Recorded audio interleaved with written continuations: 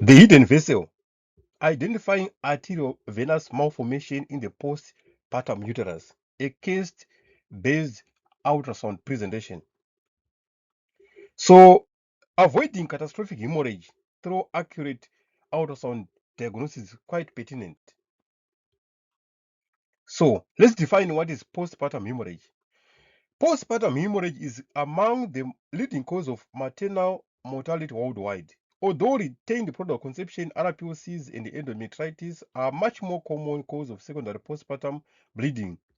Uterine arteriovenous malformation (AVM) is an uncommon but potentially life-threatening vascular abnormality. Have you ever heard about arteriovenous malformation or AVM?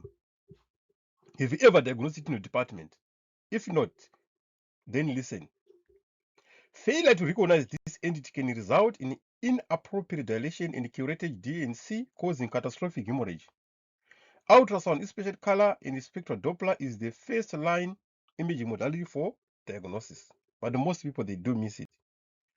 So now, what are our learning objectives? By the end of this presentation, participants should be able to define uterine AVM, understand postpartum pathophysiology, identify grayscale features, recognize Doppler characteristics, differentiate AVM from RPOC, understand MRI and angiograph findings, discuss treatment options, and review a real clinical case. So now, what is uterine AVM? So uterine AVM is an abnormal direct communication between uterine arteries and veins without an intervening capillary bed. So in between the arteries and the veins, as you can see here, artery and vein, there should be a capillary intervening capillary bed. This one, the capillary bed is the one that connects the two. So if there's direct communication now between the artery and the vein without this capillary bed, now that is what we now call arteriovenous malformation. So you can see here on ultrasound, these arteries and veins, they are communicating directly. So this is arteriovenous malformation. So blood flows directly from artery to vein instead of artery to the capillary to the vein. So it results in higher flow, lesion, turbulent circulation, and massive bleeding risk. So now, what are the types? We do have got what is congenital, a rare, multiple abnormal vessels, usually extensive, which is associated with vascular anomalies. We also have acquired, which is the most common, occurs after delivery, cesarean section, DNC, miscarriage, or after a gestational trophoblastic disease, and also after pelvic surgery. So what is the pathophysiology of AVM? So following placental separation, normal healing, injured vessel thrombus, normal circulation returns. In AVM, healing fails, arteries remain directly connected to the veins, persistent high pressure arterial blood enters low pressure veins.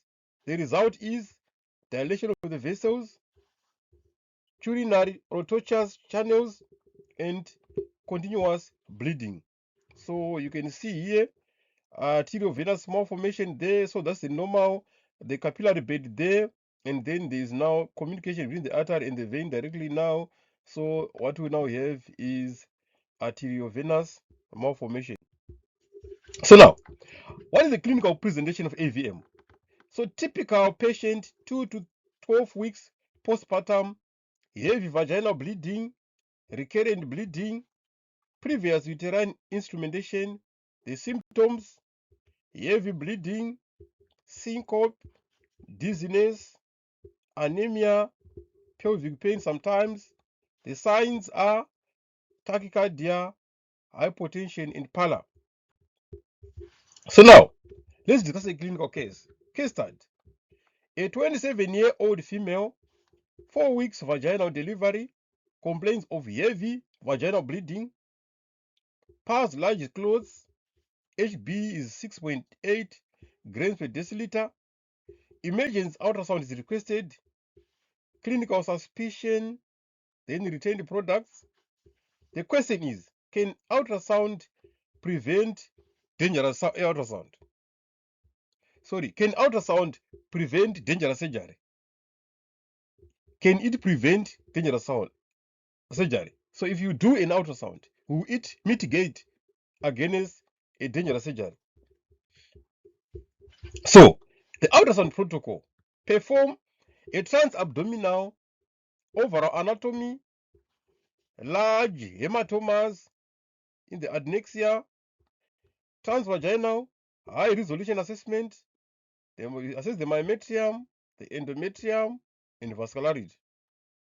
So always include color Doppler, power Doppler, and spectral Doppler. So when I'm using the transvaginal, what are we assessing? The overall anatomy, large hematomas, and the adnexia. If there are any lesions, like here you can see a hematoma there. Then here you can see nicely on transvaginal there. You can nicely see the flow, the AVM there. And you should always use color Doppler, power Doppler, and spectral Doppler. So the grayscale findings. The findings: bulky postpartum uterus, poorly defined, numerous tubular, serpiginous, anechoic spaces located within the myometrium, sometimes extending the parametrium, no definitive endometrial mass. So you can see here, you can see what you have there, you can see what you have there, you can see here. So these are the serpiginous anechoic spaces that you can see here. If you put color, you can see them like that. So the differential may resemble cysts, dilated veins, adenomyosis. Grayscale alone is not diagnostic. So grayscale alone is not what?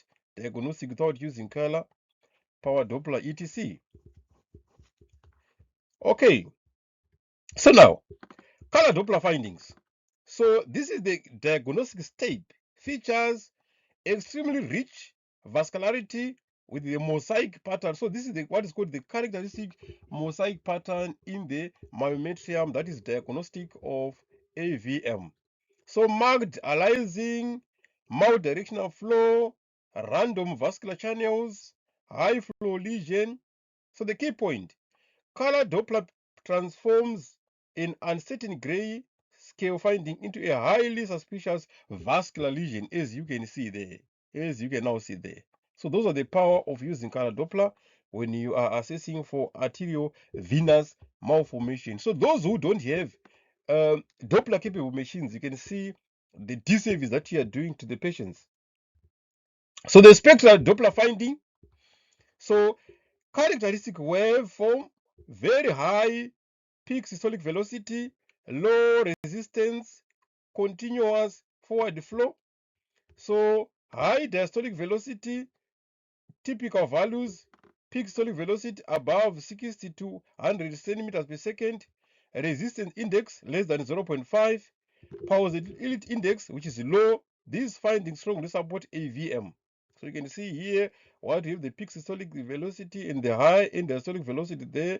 This is how you can make a diagnosis or a confirmation of AVM using spectral Doppler findings. Ladies and gentlemen, when you're doing this, when you're doing the sonars, or do you do this when you're doing the sonars to make a diagnosis of arteriovenous malformation? Food for thought.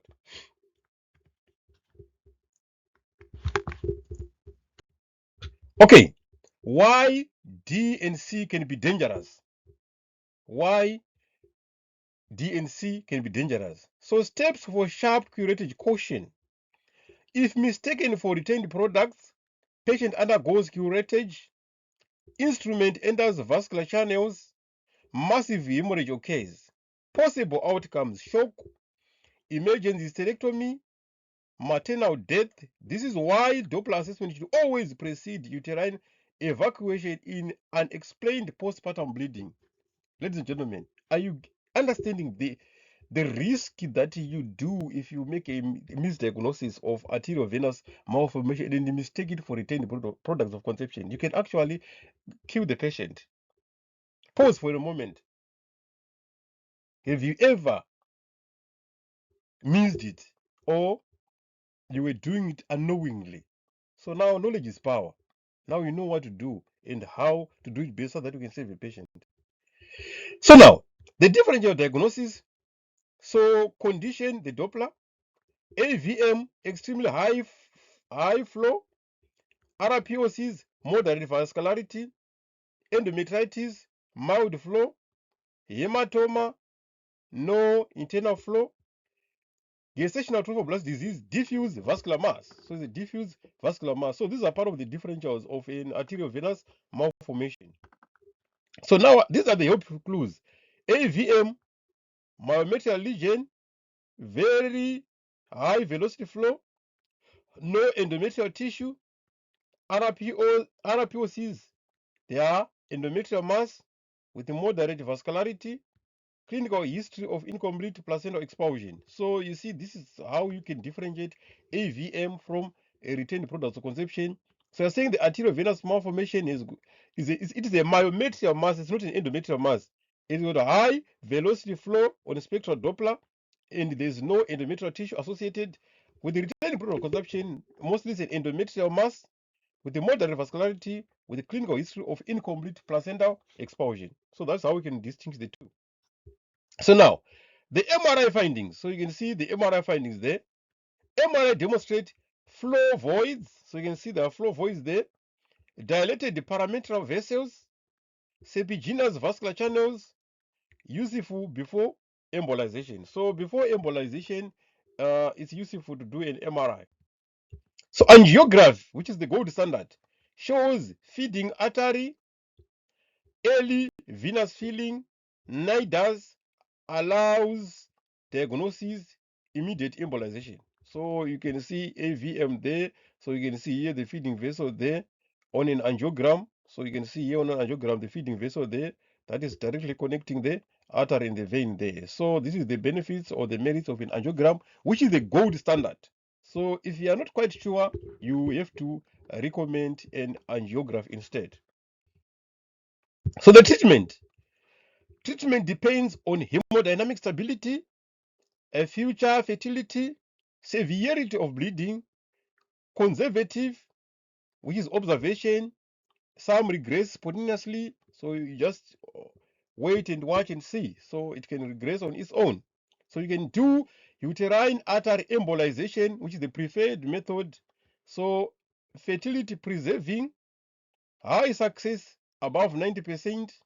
So it's minimally invasive. So when you embolize, it means you're just cutting the artery involved. Surgery reserved for failed embolization and controlled hemorrhage and no desire for fertility. So you can just remove the uterus. Hysterectomy can be done. So the case outcome, diagnosis, postpartum uterine AVM, management, emergent uterine artery embolization, bleeding stopped, hemoglobin improved, uterus preserved. Patient conceived successfully 2 years later. So what are the pitfalls? Never diagnose AVM using grayscale alone. Always apply color Doppler. Do not perform DNC before excluding AVM. Assess lesion location, myometrium versus endometrium. Correlate with obstetric history. So the key ultrasound checklist: recent pregnancy, heavy bleeding, myometrial vascular channels, color aliasing, high peak systolic velocity, low resistive index, the turbulent flow, early diagnosis, refer for embolization. So now, the take-home message for you, ladies and gentlemen: postpartum uterine AVM is uncommon but potentially life-threatening. Grayscale findings are non-specific. Color and spectral Doppler are essential for diagnosis. Take this home, please. That's why I put it in bold. A highly vascular myometrial lesion with turbulent, high velocity, low resistant flow should raise strong suspicion for AVM.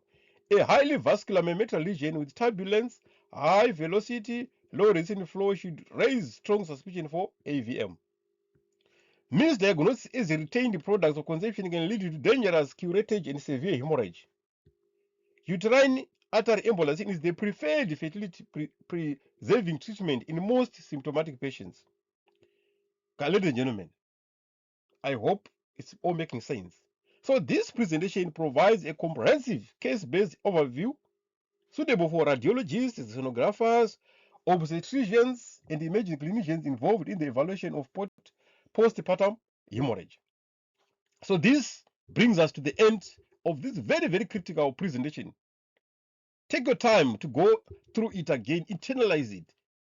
And then, when you are now in your department, you must now know that the grayscale alone is not sufficient to make a diagnosis of AVM. So you need to color and spectral Doppler for confirmation. And also you have to localize the mass. Where is it? Is it in the endometrium or is it in the myometrium? When it's in the myometrium with those serpiginous flow, the mosaic pattern, then you should now think of AVM. Ladies and gentlemen, let's save a life. Let's do the correct thing. Thank you so much. Don't forget to subscribe to this channel. Don't forget to like and share. Thank you so much. Enjoy the rest of your day.